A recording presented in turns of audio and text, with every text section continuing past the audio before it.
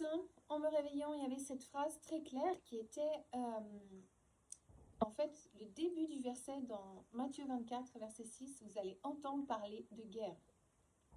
Alors on a une habitude ici, sûrement que c'est peut-être aussi votre habitude, mais on se lève le matin, qu'est-ce qui s'est passé?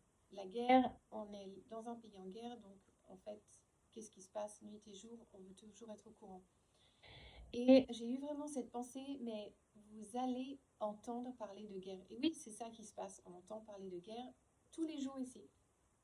Et ce matin, de nouveau, les nouvelles n'étaient pas bonnes, avec une requête dans le sud, une requête dans le nord, un attentat très grave.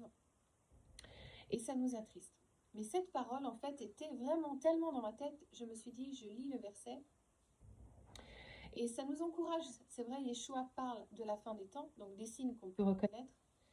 Mais ce que je veux m'accrocher aujourd'hui, c'est que dans le verset 13 de Matthieu 24, il est écrit « Mais celui qui persévérera jusqu'à la fin sera sauvé ».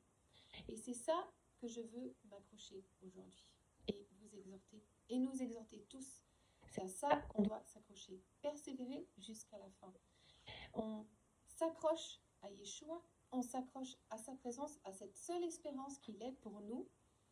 Et c'est en fait en sachant qu'on doit persévérer, qu'on accomplit en fait sa volonté.